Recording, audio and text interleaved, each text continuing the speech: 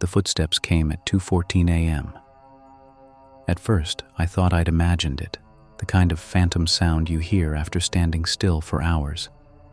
But then they came again, steady, measured, hard soles striking stone in a rhythm that didn't belong.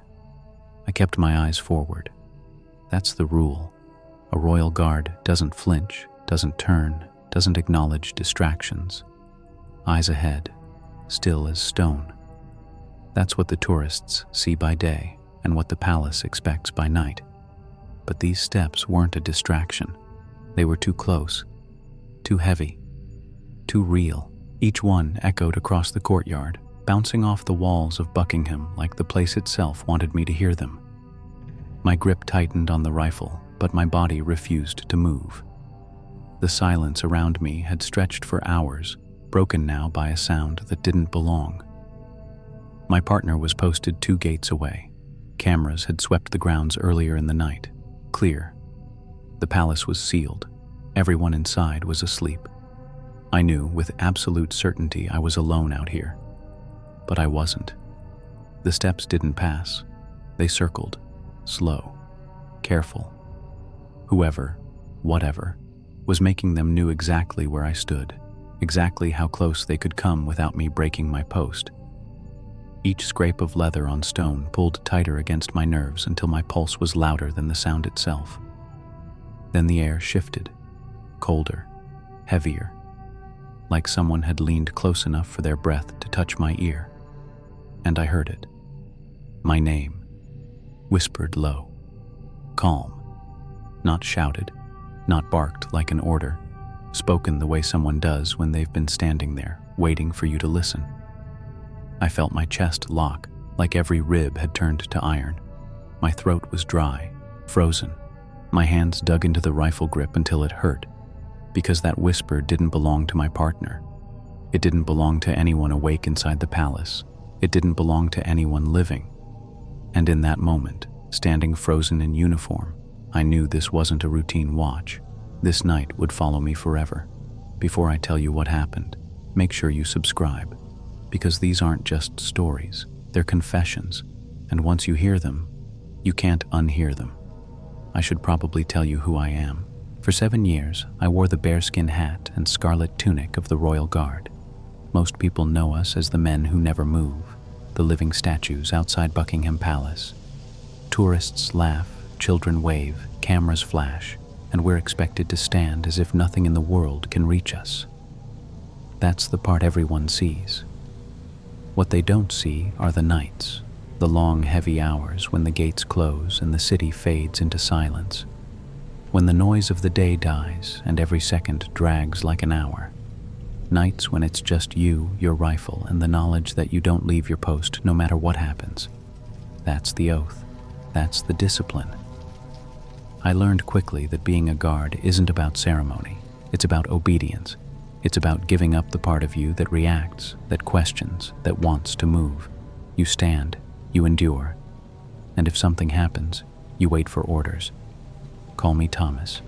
Not my real name, but close enough. And not that it matters anymore. Because what I'm about to tell you, no regiment, no report, no history book will ever admit it happened. I've faced silence before. I've stood through storms, through drunken crowds, through taunts and tricks meant to break me. But none of that compared to this. None of it even came close. Out of all the years I stood guard, this was the one night that refused to stay buried. The one night that broke through the silence we're trained to live in. The night I heard my own name spoken in the dark. Guard duty at Buckingham isn't what most people imagine. By day, it feels like theater. By night, it feels like exile. The shift begins with precision.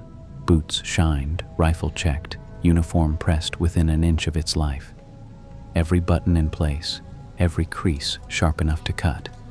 You march to your post, relieve the man before you, and then you stop. And once you stop, that's it. The world could burn around you, and you'd stay frozen until relieved. Stillness is the job. Silence is the duty. Most nights, it's uneventful.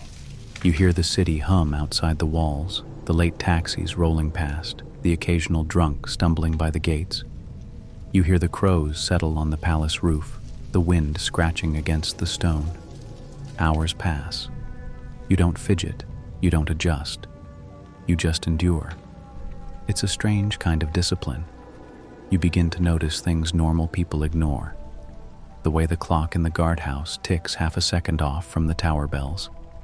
The way your own breath fogs and clears in the cold. The way the silence presses heavier the longer it lasts. Some guards talk about the palace itself. They say the building changes at night. The halls echo differently. The shadows shift longer than they should. There are stories, unspoken but passed along, about figures seen in windows long after the royals have gone to bed. We laugh them off in daylight, but at 2 a.m, when the fog settles low and the courtyard is empty, you start to wonder. That night started the same as any other. Routine, predictable, calm. I remember checking my watch just after 2 o'clock. The air was sharp and cold, the kind that bites at your skin even through the heavy tunic. The lights around the palace threw long, thin shadows across the courtyard stones. My partner was posted 2 gates down, barely visible in the dark, but I knew he was there. It felt normal. It should have stayed normal. But the thing about standing in silence for hours is that you feel every change, the smallest shift in the air, the faintest sound out of place. And that night, at 2:14 a.m., the silence broke. It began with the radio, a soft crackle in my earpiece, faint but sharp against the stillness. Normally, it's routine, an hourly check, a short burst of static, the clipped voice of the guardhouse confirming everything is clear. But this wasn't routine. This was different. The static lingered, too long, like someone had pressed the button without speaking, just dead air hissing against my ear. I waited for the usual call sign, the confirmation, the protocol. Nothing, just the hiss. Then it cut out. I told myself it was nothing, a glitch. The radios aren't perfect. Sometimes they spit static when the channels overlap. I reset my grip on the rifle, forced my breathing back into rhythm, but the silence felt heavier now, as if the courtyard itself had been holding its breath. 30 seconds later, it came again. This time, not just static, a sound beneath it, low, drawn out, almost like breathing. I froze.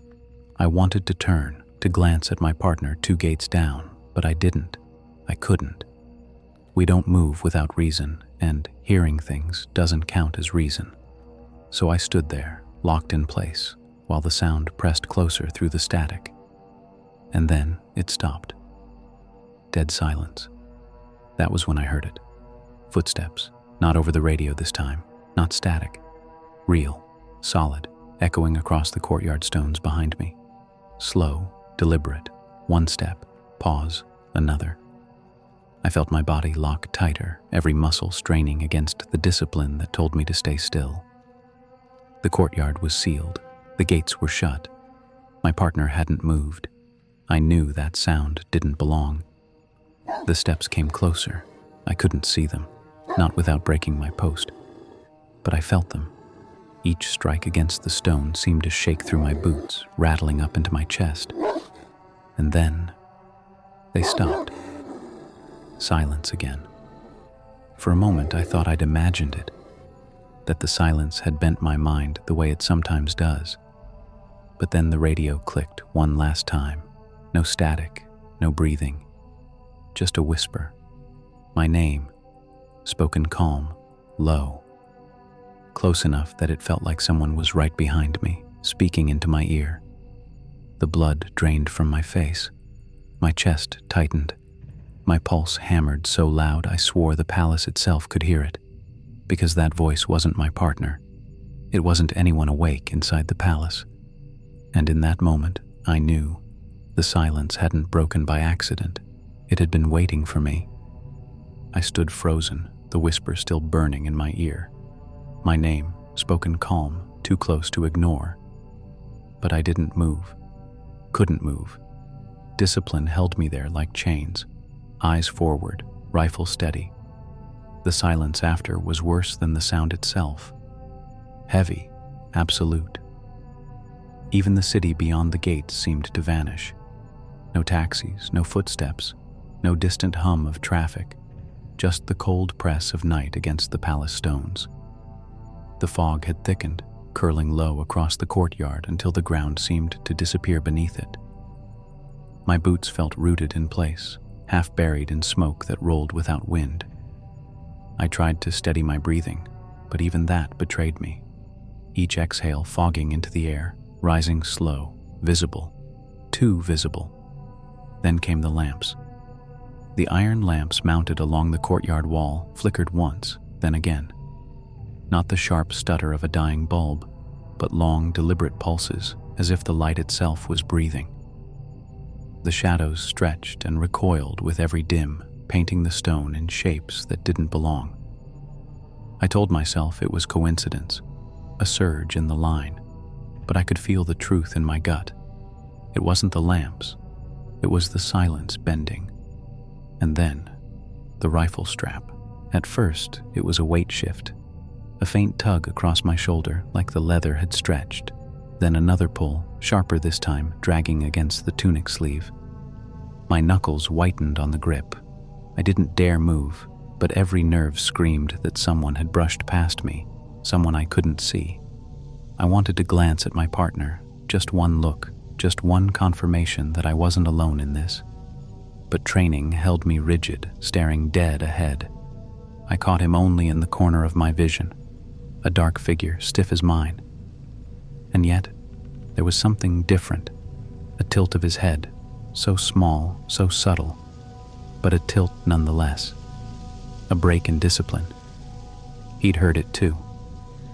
The rule is silence, no acknowledgement, but in that moment, discipline cracked. The faintest movement betrayed that I wasn't the only one.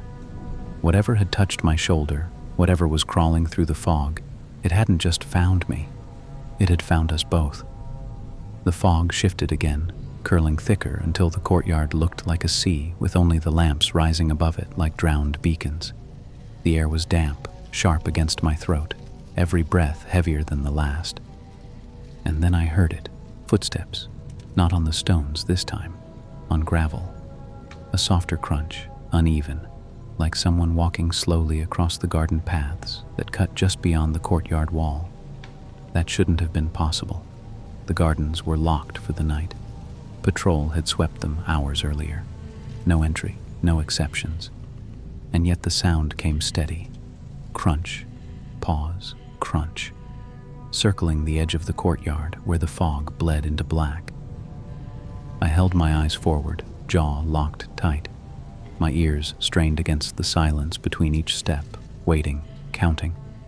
My grip on the rifle bit deep into my gloves. Then came the gate. The latch rattled once, a sharp metal clink that cut through the night like a blade. I felt it in my teeth. I didn't move. I couldn't. But my heart slammed against my ribs so hard I thought it might burst. The gates were closed. I could see their black iron frames stretching tall in front of me, locked, bolted, still as the walls themselves, and yet the latch had moved. The sound came again, a soft rattle, like unseen hands testing the lock. I fought the urge to turn, to break the rule, to check the bolt with my own eyes. But my body stayed frozen, only the sweat creeping cold beneath the tunic betraying me. Then the radio flared. Not the hiss of static this time, voices. Overlapping, layered, distorted until they pressed against each other in a jumble of sound. Some high, some low, each cutting and breaking, like two transmissions bleeding into one channel. I leaned into the noise, desperate to catch words, meaning, something. But there was nothing clear, nothing human enough to pin down. Just fragments, breaths, murmurs colliding into each other until the sound swelled loud enough to sting in my ear. And then, just as suddenly, silence. The latch stopped. The gravel ceased. The fog held still, thick and unmoving. I was left staring forward, body locked, mind screaming. because I knew what I'd heard. Steps on gravel, hands on iron, voices that didn't belong to any living guard. And I also knew this. Whatever had broken the silence wasn't done with me. I wasn't alone in the silence. From the corner of my vision, my partner shifted. It was small, almost nothing, the barest tilt of his head toward me. But for a royal guard, that's everything. We don't move unless we must. We don't look unless something forces it. And then, breaking the rule that binds us all, I heard his voice. Low, strained, a whisper carried across the fog. Did you hear that? My stomach dropped. The words weren't loud, but they felt deafening in the stillness. He'd heard it, the gravel, the latch, the voices. It wasn't in my head. I wanted to answer, to whisper back, to admit that I'd heard every second of it. But before I could form a sound, the radios came alive. Both of them. A burst of feedback shrieked through my earpiece, sharp and violent, like metal tearing across glass. I flinched inside, but my body stayed frozen, locked in place by training. The noise cut, then surged again. Not just static this time, but fragments of words. Clear post, negative on, copy that. Clipped, overlapping, half sentences bleeding into each other until they became meaningless noise.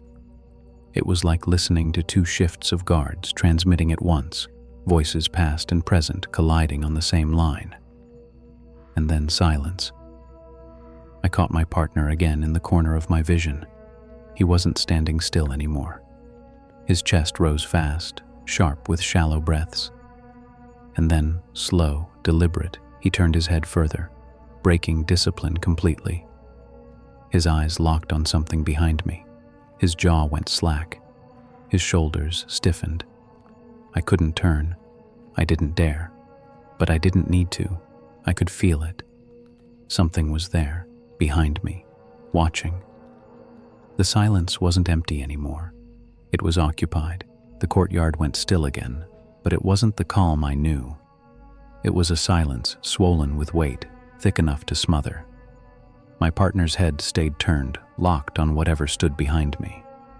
His eyes were wide, his jaw clenched, as if he was holding back a scream. And then the palace answered. Somewhere behind the walls, a door slammed. Not the muted click of a latch, but a violent crash that rattled across the stone courtyard and echoed into the night. Every hair on my body bristled. I'd stood through countless nights at Buckingham. I knew the rhythm of its sounds. Doors don't slam at that hour. They don't move at all. But that night, one did. The echo faded, swallowed by fog. My partner hadn't moved, hadn't broken his stare. Slowly, mechanically, he raised one gloved hand an inch from his rifle stock. A signal, a warning. Whatever he was seeing, it wasn't routine. And then the fog parted. Not cleared, not lifted, parted. As if something unseen had carved a path straight through it. A shape emerged, just far enough for the lamps to catch. Tall, shadowed, human in outline, but wrong in the way it held itself. Too still, too deliberate. It lingered there for a breath, no features, just form. And then it dissolved, swallowed whole as the fog closed again. I wanted to believe it was a trick of the light, a trick of my mind. But then the radio cracked one last time, not static, not voices colliding. One voice, clear, calm, my voice. It spoke my name. The blood in my chest turned cold. My partner jerked back like he'd been struck, his eyes snapping to me, searching for an explanation I didn't have, because I'd heard it too, my own voice whispering from a channel I hadn't touched. And in that moment, I knew this wasn't a routine break in silence. This was the night silence learned my name. My partner's eyes were still locked on me, wide and unblinking. Whatever he'd seen behind me, whatever I'd heard through that radio, it had broken the silence between us. For a moment, neither of us moved. We couldn't. Our training was stronger than our fear. But then, mercifully, the rotation call came through. Relief guards were on their way. We didn't speak on the march back to the guardhouse, boots striking stone in perfect unison, but silence hanging heavier than ever. My partner kept his gaze forward, his jaw rigid, but I saw the tremor in his gloves. I wasn't the only one rattled. Inside the guardhouse, the supervisor was waiting. He eyed us both with the same indifference he always had, clipboard in hand, routine in his voice. "Report." I hesitated. My mouth felt dry, words heavy. I wanted to say it. The footsteps, the gate latch, the voices. My name whispered through the comms. But the rules are clear. No speculation, no imagination. Just facts, and facts are whatever the record says. So I forced out the only thing I could. Unusual interference on comms. My partner's voice cracked when he added, "Movement in the courtyard." The supervisor barely looked up. He scribbled something, tapped the logs, then turned the screen toward us. Clean, every channel recorded, every movement logged, not a single break, not a single anomaly. The courtyard cameras showed nothing but fog, no footsteps, no shadow, just empty stone and iron. "Equipment glitch," he said flatly. Nothing else. But I could see the disbelief burning in my partner's eyes. His jaw tightened, his hands curled. He wanted to argue. He wanted to shout that there had been something there, that he'd seen it himself. But discipline held him back, just as it held me. I looked back at the screen, at the blank lines of text confirming silence, confirming normality, confirming we hadn't seen or heard a thing. And that's when the fear sank deeper.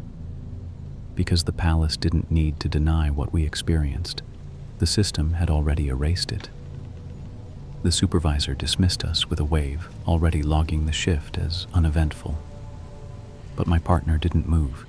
His eyes were fixed on the console, the faint red light blinking where the radio feeds were stored. Finally, in a voice low but firm, he said, "Play it back." The supervisor sighed, irritated, but he tapped the key. The speakers crackled, filling the guardhouse with the sound of dead air. A hiss, silence, then the faintest fragments of static, exactly what we'd heard outside. I felt my chest tighten. If it ended there, I could live with it. Static can be dismissed. A glitch, nothing more. But then came the voice. Clear, calm, unmistakable. My voice, calling my own name. The guardhouse seemed to shrink around me. My throat went dry. My pulse thundered against my skull. I gripped the table so hard my gloves creaked. The supervisor frowned, replayed it, adjusted the levels. The sound came again, sharper this time, the hiss falling away until there was no doubt. It wasn't a glitch. It wasn't interference. It was me. And then came the detail that shattered any hope of reason. The timestamp. I leaned in, forcing myself to read the line of text glowing on the monitor. The recording was logged at 12:14 a.m., 2 hours before I'd even taken my post. My partner muttered a curse under his breath, his hands shaking against his rifle strap. The supervisor's face remained blank, though I swore I saw the twitch of something, irritation, maybe fear, before he snapped the console shut. "Fault in the system," he said coldly. "This doesn't leave this room." But the damage was done. The sound was burned into me, my own voice, calling my name from a time when I hadn't been there to speak it. And in that moment, standing under the cold fluorescent lights of the guardhouse, I realized whatever haunted the courtyard wasn't just out there in the fog. It had found a way to wear my voice. No one spoke after that. The supervisor locked the console, his expression carved in stone, as if the recording had never existed. My partner lowered his gaze, shoulders stiff, refusing to meet my eyes. The silence in that room was heavier than the courtyard fog. Finally, the supervisor dismissed us again, voice clipped, sharp enough to end any argument. "You'll return to post tomorrow. That's all." But it wasn't all. Not for me, not for him. When we stepped back into the night air, I tried to catch my partner's eye, to confirm what we both knew, that what we'd heard was real, that it had happened. But he wouldn't look at me. He kept his gaze fixed on the cobblestones, jaw tight, as if admitting it out loud would break something inside him. "Forget it," he muttered once. Just once. His voice cracked, thin, a man already unraveling. Then he walked away, faster than the pace allowed, rifle clutched too tightly in his hands. I was left standing alone, the fog still clinging to the walls, the lamps still humming above. And the thought hit me harder than the whisper, harder than the slam of that unseen door. If silence could steal my voice, what else could it take? The echo of it followed me long after. Not the sound itself, but the knowledge. The knowledge that somewhere in the hidden channels of the palace there existed a recording of me speaking words I had never spoken, a version of me that had stood post before I arrived, a shadow with my voice. And that was the moment I stopped asking whether the palace was haunted, because I already knew. They called us back into the guardhouse before dawn. Routine debrief, nothing unusual, just a tick on the duty roster. At least, that's how it was framed. The supervisor sat stiff behind the desk, the logs glowing pale on the monitor beside him. He didn't look shaken, didn't look curious, just tired, as if paperwork weighed more than what we'd seen. "Report," he said. I swallowed. The word caught like gravel in my throat. What was I supposed to say? That the fog moved like a living thing? That a door slammed inside the palace with no one near it? That I'd heard my own voice whispering from the comms before I even arrived on post? Instead, I gave the sanitized version. Unusual interference. Potential breach of routine. My partner added nothing, not a word. His silence was louder than anything I could have said. The supervisor tapped the logs, spun the monitor toward us. Everything glowed clean, clear. Routine checks at the right intervals.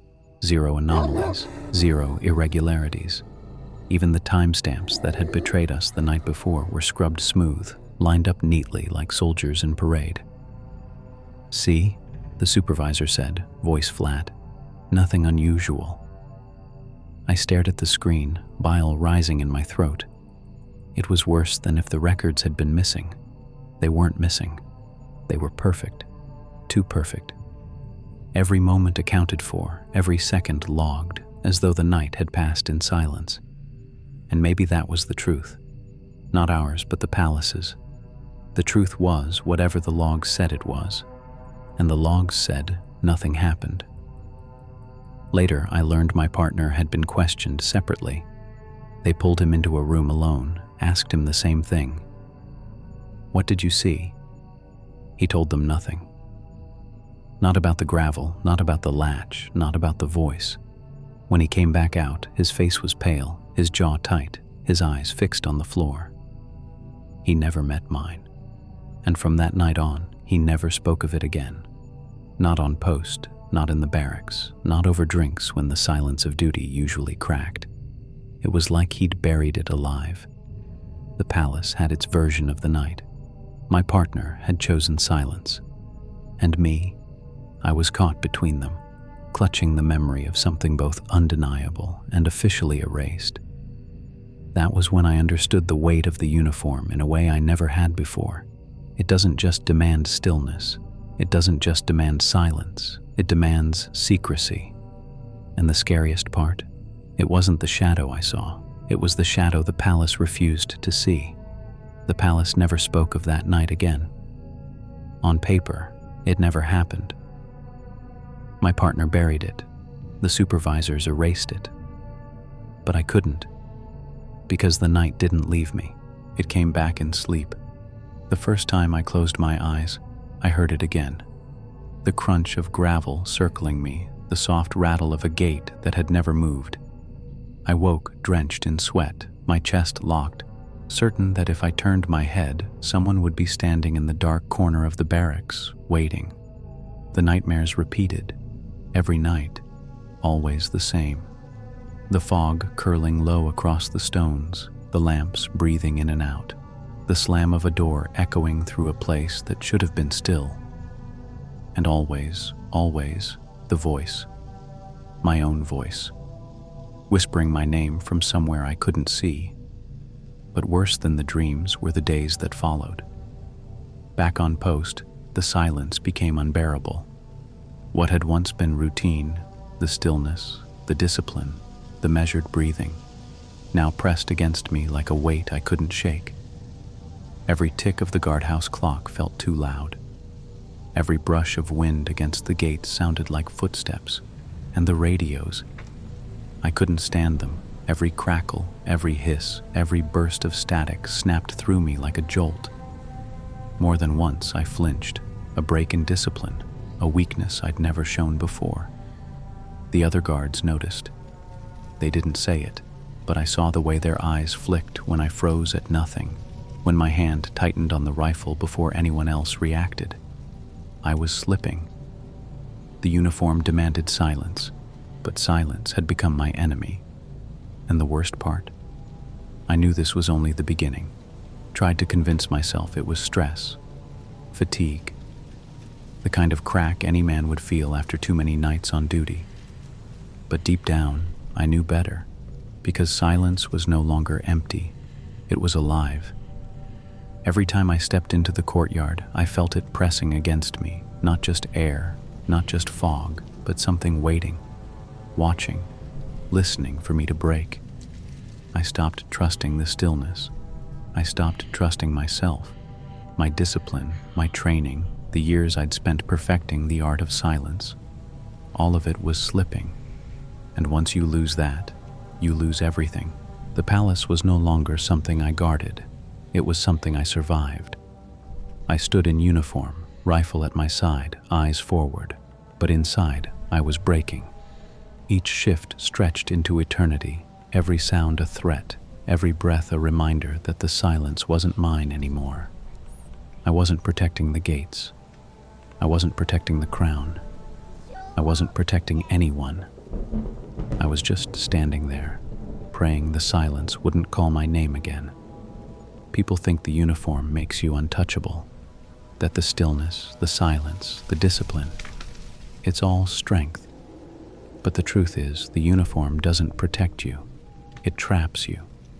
And when something chooses to step into that silence, you realize just how fragile you are. I used to believe the palace was the safest place in the city, walled, guarded, sealed against the world outside. But now I know safety isn't walls or gates or rifles. Safety is an illusion, one that can be taken from you in a single breath, a single whisper. If silence could steal my voice, what else has it stolen? How many other guards have stood through nights like mine and said nothing? How many reports have been erased? How many shadows buried under the neat order of logs and routines? Maybe I wasn't the first. Maybe I won't be the last. And maybe that's the real fear. Not the footsteps in the fog, not the voice on the radio, not even the shadow standing behind me. The fear is knowing that these things don't just happen, they're allowed to happen. And the silence doesn't just surround us, it owns us. Sometimes late at night, I still hear it. The footsteps on stone, steady and deliberate, circling closer though no one should be there. The hiss of the radio swelling with static until the silence splits wide open. And then my own name, whispered calm, as if the fog itself had learned to speak. I tell myself it was just one night, just one mistake, just fatigue playing tricks. But deep down, I know better, because the palace hasn't forgotten me, and neither has the silence. It follows me, into my sleep, into my thoughts, into every shift where the air grows too still and the lamps flicker just a second too long. The world thinks the uniform makes us unshakable, but some nights it doesn't matter how straight you stand, how silent you stay. Some nights the silence stands taller than you, and if you think this was bad, wait until you hear about the night the gates opened on their own.